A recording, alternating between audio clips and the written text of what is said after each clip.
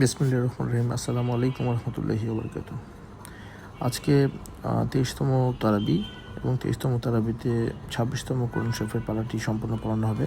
এতে থাকবে হচ্ছে সূরা আল আহকাফ, সূরা মুহাম্মদ, সূরা আল ফাতাহ, সূরা আল হুজুরাত, সূরা কফ এবং সূরা আজ-জারিয়ার প্রথম অংশ।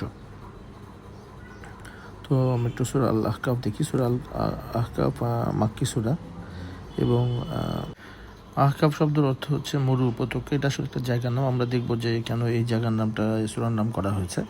সূরাটির 11 থেকে 20 নম্বর আয়াতের মধ্যে আমরা দেখি যে আল্লাহ মানুষকে তার পিতামাতার সাথে ভালো ব্যবহার করার জন্য বলেছেন এবং বিশেষ করে মায়ের কথা বলেছেন। বলা হচ্ছে যে তার মা তাকে গর্ভে ধারণ করেছে বড় কষ্টের সাথে, তাকে প্রসব করেছে অতি কষ্টের সাথে, তাকে গর্ভে ধারণ করতে এবং দুধ ছাড়াতে লেগেছে আরও 30 মাস।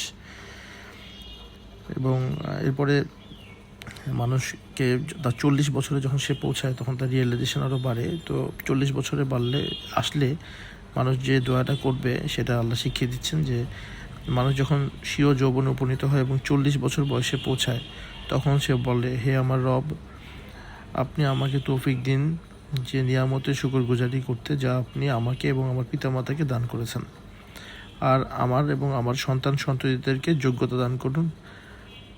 আমি আপনার দরবারে তওবা করছি এবং আমি একজন মুসলিম। এই যে 40 বছরের ব্যাপারটা ইম্পর্টেন্ট। 40 বছরে আসা মানে হচ্ছে এবারে আসলে আল্লাহর দিকে ধীরে ধীরে ফিরে যাওয়ার দিন। এই সময় মানুষের ম্যাচুরিটি আসে এবং সে তার দোয়াটাও দেখেন কত ম্যাচিউর দোয়া আল্লাহ শিখিয়ে দিয়েছে।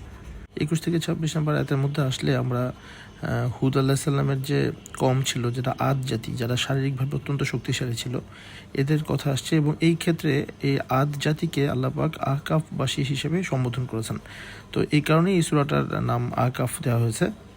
এবং এখানে ওই ছোট করে বলা আছে যে হুদ আল্লাহ সাল্লামের দাওয়াতের পরেও এরা বারবার বলতে থাকে যে তুমি যে আযাবের ভয় দেখাচ্ছ তা আমাদেরকে দেখাও, যদি দেখাও তাহলে আমরা দেখতে চাই।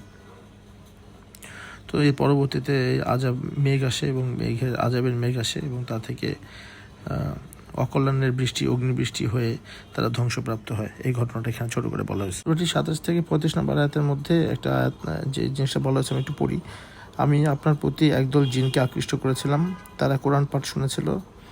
তারা বলল, নীরবে শ্রবণ করো। অতঃপর কোরআন পাঠ সমাপ্ত হলে তারা তাদের কওমের কাছে সতর্ককারী রূপে ফিরে গেল এবং তারা বলল, হে আমাদের কওম, আমরা এক কিতাব পাঠ শুনে এসেছি যা মূসার উপরও নাজিল হয়েছিল, যা পূর্ববর্তী কিতাবের উপরে সমর্থক এবং বান্দাদের সত্য সরল পথে পরিচালিত করে। তারা কওমের কাছে কোরআনের শিক্ষা প্রচার করতে লাগলো। তো এই যে ঘটনাটা, এটা বলতেছে যে জিনেরা, আমি আপনার প্রতি একদল জিনকে আকৃষ্ট করেছিলাম। আমি এই ঘটনাটা একটু ডিটেলস এখানে বলবো। সেটা কী হয়েছিল, সেটা হচ্ছে যে আল্লাহর রাসূলের নবুয়ত প্রাপ্তির 10 নম্বর বছর বয়স, মানে যখন নবুয়ত প্রাপ্তির পরে 10টা বছর কেটে গেছে, এই সময়টা ওনার জীবনে কয়েকটা শোকের ঘটনা ঘটে। এক তো হচ্ছে যে কুরাইশদের কাছ থেকে তাকে প্রোটেকশন দেওয়া তার আপন চাচা আবু তালিব, উনি মারা যান এবং তারপরে ওনার প্রথম স্ত্রী খাদিজা রাদিয়াল্লাহু তাআলা আনহা, উনিও মারা যান। তো একজন ওনাকে বাহ্যিকভাবে প্রোটেক্ট করতো মক্কার কুরাইশদের কাছ থেকে, আরেকজন তাকে মেন্টালি কমফোর্ট দিত খাদিজা রাদিয়াল্লাহু তাআলা আনহা। দুজনেই দুনিয়া থেকে চলে গেলে আল্লাহর রাসূলের ওপরে এক তো হচ্ছে ওনার মেন্টালি ব্রেকডাউন হয় এবং সেকেন্ডলি হচ্ছে মক্কার কুরাইশদের রাসূলুল্লাহ সাল্লাল্লাহু আলাইহি ওয়াসাল্লামের উপর অত্যাচার মানে একেবারে আনবিয়ারেবল অবস্থায় চলে যায়, এত বেশি অত্যাচার হতে থাকে। তো আল্লাহ রাসূল তখন নিজের নিরাপত্তার ব্যাপারে উদ্বিগ্ন হন এবং মুসলিমদের নিরাপত্তার ব্যাপারে উদ্বিগ্ন হন এবং উনি পার্শ্ববর্তী একটা এরিয়া তায়েফ, সেই তায়েফে উনি যান। তায়েফে উনি অনেক মন ভরা আশা নিয়ে যান যে তায়েফের লোকদেরকে উনি ইসলামের দাওয়াত দিলে তারা মুসলিম হবে এবং উনি অ্যাজ এ মুসলিম হিসেবে কিছু এখানে নিরাপত্তা পাবেন। তো এই আশা নিয়ে উনি তায়েফে গেলে, তায়েফের প্রায় 10টি গোত্রের সাথে উনি থাকেন। উনি 10 দিন ওখানে ছিলেন। এই গোত্র প্রত্যেকটা মানুষকে দাওয়াত দিলে একটা মানুষও তার ইসলামের দাওয়াত কবুল করে না, বরঞ্চ কিছু ইয়াং ছোট ছোট ছেলেপেলেদেরকে রাসূলুল্লাহ সাল্লাল্লাহু আলাইহি ওয়াসাল্লামকে অত্যাচার করার জন্য লাগিয়ে দেন। তো তারা ক্রমাগত পাথর বর্ষণ করে আল্লাহ রাসূলের উপরে। আল্লাহ রাসূলের এই তায়েফের যাত্রায় ওনার সঙ্গী ছিলেন হচ্ছে যায়েদ ইবনে হারিসা। তো আল্লাহ রাসূলকে উনি প্রোটেক্ট করতে গেলে এই পাথরের আঘাতে তার মাথা ছিন্ন ভিন্ন হয়, অত্যন্ত ইনজুর্ড হন এবং আল্লাহ রাসূলের মুখমণ্ডল, মাথায় এত পরিমাণে পাথর এসে লাগে যে ওনার মুখ থেকে, শরীর থেকে রক্ত ঝরে ওনার যে জুতা ছিল সম্পূর্ণ লাল হয়ে যায়। এত কষ্ট উনি পান। তো এই পাথরের আঘাত থেকে বাঁচতে উনি এবং জায়েদ বিন হারিসা ওনারা দুজন তায়েফের একটু বাইরে 3 মাইল দূরে আর কি একটা আঙ্গুরের বাগান পর্যন্ত আসলে পিছন পিছন ওই ছেলেগুলো আসতে থাকে যারা পাথর মারতেছে, কিন্তু আঙ্গুরের বাগান ঢুকে পড়ার পরে ওই ছেলেগুলো তাদের বাসায় ফিরে যায় আর কি। তো আঙ্গুরের বাগানে রাসূলুল্লাহ সাল্লাল্লাহু আলাইহি ওয়াসাল্লাম কিছুক্ষণ রেস্ট নেন। তারপরে এই আঙ্গুরের বাগানটা হচ্ছে উতবা এবং সায়বা এই দুজনের। তো এই উতবা এবং সায়বা আবার কুরাইশ বংশের ছিল। তো তারা দূর থেকে আল্লাহ রাসূলের এই অবস্থা দেখে তাদের মধ্যে কুরাইশের একটা যে টান সেটা একটু জাগ্রত হয়, এবং তারা এক থোকা আঙ্গুর দিয়ে তাদের যে কৃতদাস তার নাম হচ্ছে আদাস, এই আদাসকে রাসূলুল্লাহ সাল্লাল্লাহু আলাইহি ওয়াসাল্লামের কাছে পাঠায়। তো আদাস এই আঙ্গুরগুলো নিয়ে রাসূলুল্লাহ সাল্লাল্লাহু আলাইহি ওয়াসাল্লামকে দিলে উনি এটা বিসমিল্লাহ বলে খান। তো বিসমিল্লাহ কথাটা শুনে আবার আদাস জিজ্ঞাসা করে যে আপনি কোথাকার লোক, এই বিসমিল্লাহ বলে খাচ্ছেন, এরকম শব্দ তো আগে শুনে নেই। তো তখন আল্লাহ রসুল তাকে জিজ্ঞাসা করে যে তোমার নাম কি এবং তুমি কোন এরিয়ার? তো তখন সে বলে যে আমার নাম হচ্ছে আদাস এবং আমি নিনাওয়া এরিয়া থেকে আসছি। তখন আল্লাহ রসুল বলে নিনাওয়া তো হচ্ছে ইউনুস নবীর জায়গা। তো তখন উনি বলে আপনি ইউনুস নবীকে কীভাবে চিনলেন? বলে যে ইউনুস নবীও একজন নবী ছিলেন এবং আমিও একজন নবী, আমরা ভাই ভাই। তো এই কথা শুনে আদাস খুব ইমপ্রেস হয় এবং আল্লাহ রাসূলের হাত এবং পা চুমু দেয়।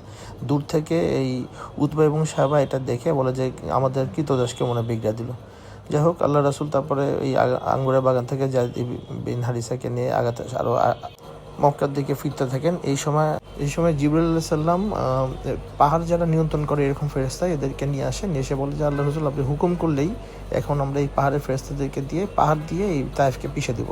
তো আল্লাহ রাসূল উল্টা দোয়া করেন তায়েফবাসীদের জন্য যে যাতে তায়েফে সবাই যাতে আল্লাহকে ডাকে এক সময় এবং আল্লাহর ইবাদত করে।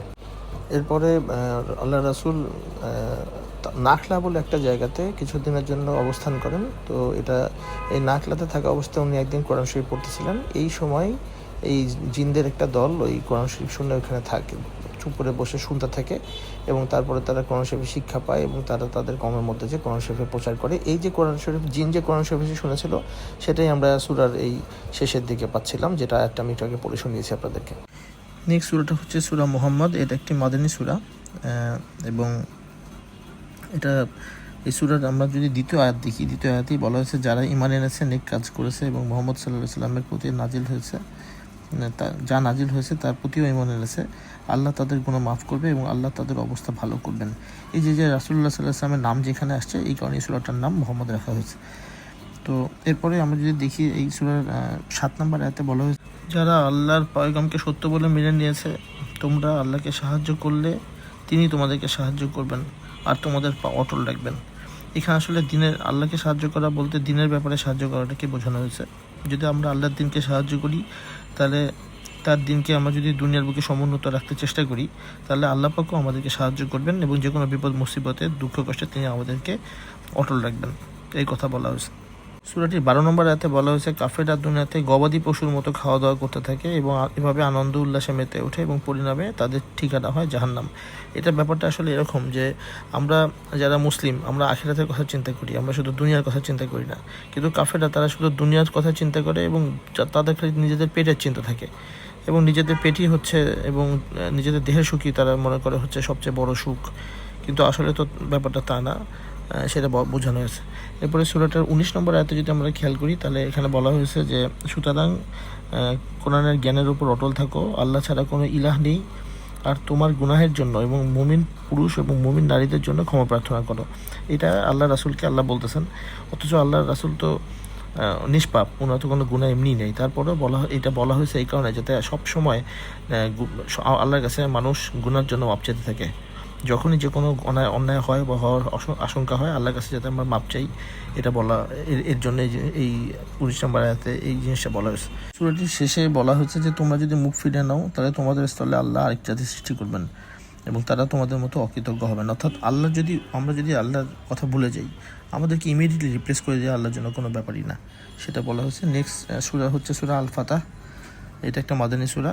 সূরা ফাতাহর ব্যাপারে জানতে হলে আসলে হুদায়বিয়ার সন্ধির ঘটনাটা অবশ্যই জানতে হবে, নাহলে এই সূরাটা বোঝা যাবে না আর কি।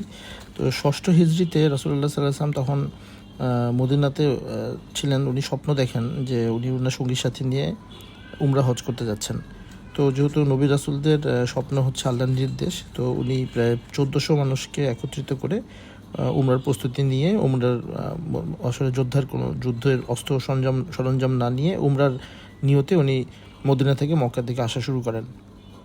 তো এর মধ্যে পথের মধ্যে এক জায়গায় ওনারা সবাই উমরার ড্রেসও পরেন, অর্থাৎ এহরাম বাঁধেন, এবং সাথে যে পশু পাখিগুলো ছিল, যে পশু ছিল আর কি, উট এবং দুম্বা, এবং ওগুলোকে আপনার কোরবানির জন্য সাজিয়ে আরও আগাতে থাকেন। এদিকে মক্কার কুরাইশরা জানতে পারে যে রাসূলুল্লাহ সাল্লাল্লাহু আলাইহি ওয়াসাল্লাম দল নিয়ে আসতেছে। তো তারা যুদ্ধের প্রস্তুতি নেয় এবং খালিদ বিন ওয়ালিদকে দিয়ে ওই পাশে একটা আপনার যুদ্ধের একটা ব্যাটেল ফিল্ডের সামনে ব্যাটেল দাঁড় করায় আর কি।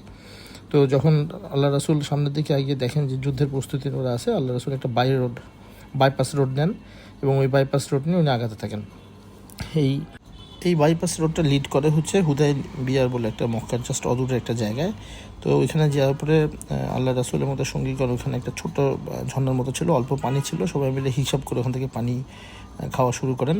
তো তখন আল্লাহ রাসূল তার একটা তীর বের করে তখন ওই ঝর্ণার মধ্যে ফেলতে বলেন, এবং ওই তীরটাকে ঝর্ণার মধ্যে ফেলার সাথে সাথে প্রচুর পরিমাণে পানি আসা শুরু করে এবং সবাই আরাম করে পরিতৃপ্তির সাথে পানি খান আর কি। ওখানে এর মধ্যে ক্রমে কুরাইশদের চরেরা এখানে এসে রাসূলুল্লাহ সাল্লাল্লাহু আলাইহি ওয়াসাল্লামের অবস্থা দেখে এবং তারা যে বারবার রিপোর্ট দিতে থাকে আসলে এরা উমরা করতে আসছে, এরা আসলে যুদ্ধ করতে আসে নেই।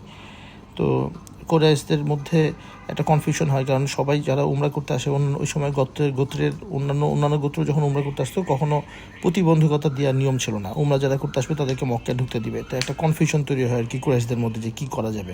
ইতিমধ্যে মুসলমানদের পক্ষ থেকে আল্লাহ রাসূল উসমান রাদিয়াল্লাহু তাআলা আনহুকে কুরাইশদের কাছে পাঠান বলার জন্য যে আসলে এটা যুদ্ধ করতে আসি না, আমরা উমরা করতে আসছি, আমাদেরকে নির্বিঘ্নে উমরা করতে দেওয়া হোক।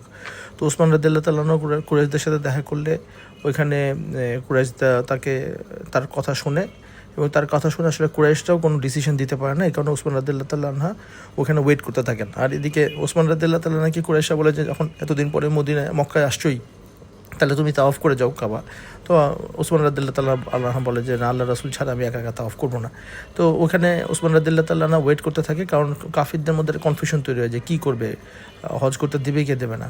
তো এদিকে মুসলিম শিবিরে যেটা হয় যে একটা গুজব রটে যায় যে ওসমান রাদিয়াল্লাহু তাআলা আনহুকে মেরে ফেলা হয়েছে।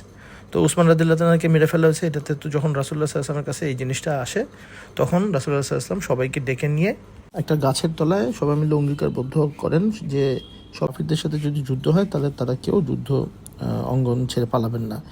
এটাকে রিদওয়ানে বায়াত বা বায়াতে রিদওয়ান বলে, গাছের তলায় যেটা করা হয়। এটা রাসূলুল্লাহ সাল্লাল্লাহু আলাইহি ওয়াসাল্লামের সাথে যত সঙ্গী গেছিলো সবাই মিলে এই বায়াতটা নিলেও একজন মুনাফিক ওখানে ছিল, সে ভয়ের চোটে এই বায়াতটা নেয় না। তো এই সব সম্পর্কে সূরা ফাতহার 18 নম্বর আয়াতে আসছে যে অবশ্যই আল্লাহ মুমিনদের প্রতি সন্তুষ্ট হলেন যখন তারা বৃক্ষের নিচে আপনার হাতে আনুগত্যের শপথ গ্রহণ করলো, আর তাদের অন্তরে যা ছিল তা আল্লাহ জানতেন।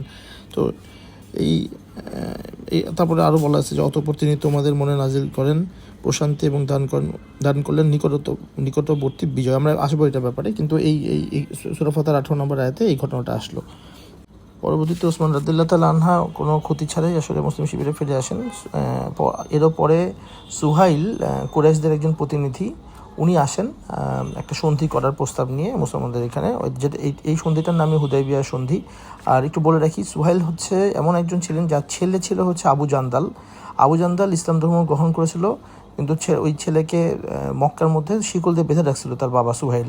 তো এই সুহাইল আসে মুসলমানদের সাথে চুক্তি করার জন্য, এবং চুক্তির মধ্যে যখন চুক্তি লিখে আলী রাদিয়াল্লাহু তাআলা লেখালেখির কাজ করতেছিল তখন আল্লাহ রাসূল শব্দটা লেখা ছিল, ওটাকে বলে যে আমরা তো তোমাকে আল্লাহ রাসূল যদি মানতামই তাহলে তো আমরা তোমাকে তো তাহলে তোমার কথা শুনতামই, তা আল্লাহ রাসূল তোমাকে আমরা মানি না, সো আল্লাহ রাসূল শব্দটা কাটো।